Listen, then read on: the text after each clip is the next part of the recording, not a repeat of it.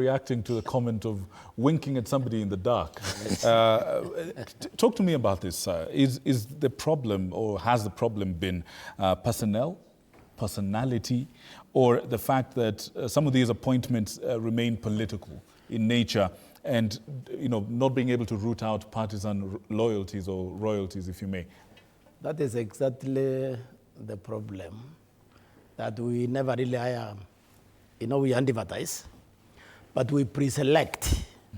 Before even we advertise, we know exactly we are going to put there. I don't know, most of you saw that the Daily Nation tied the commissioners to the politicians who brought them. And nobody has challenged that. The chairman, I think, is saying that some guy applied for him from South Africa. So the problem has been the people we put there. But also, another problem is the politicians who contest the election. They have not looked at that law. There is absolutely nothing in the Constitution or the Elections Act that allows the chairman of the electoral body in Nairobi to validate any results, because there is no capacity for Nairobi to do that. In other words, if you look at Article 86, the election is supposed to end at the constituency tallying center, period.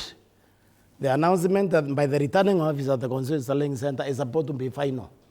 So when you have the process, which has been allowed to take place, it allows those commissioners, for example, to announce whoever they want as the president, even if the person has lost. And therefore, what this means is for the coming election, nobody in the right mind, they shouldn't trust the team.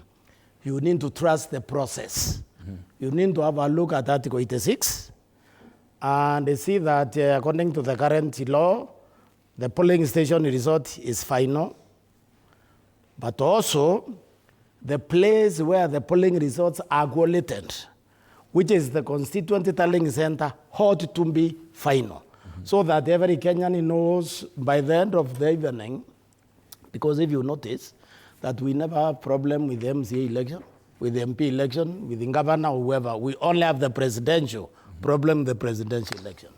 So if the election is ending as collated, as demanded by Article 86C and Article 138 at the constituency, then you don't have to wait for IEBC to tell you your president is. The same evening, because you see they start counting the presidential vote first at the polling station, and they start collating the presidential first at the constituent tallying center.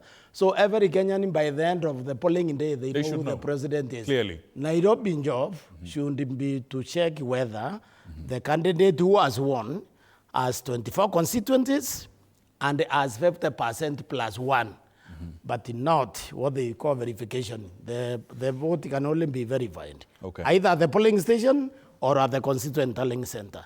So the way we recruit the IEBC gives no room for trusting them. In fact, if I was a presidential candidate, I would know that I'm running against two people: the person I'm competing with and the IEBC. So I'll ask the Kenyans to mbare IEBC with the vote, so that they have no choice. Right, I see. You can't argue with numbers.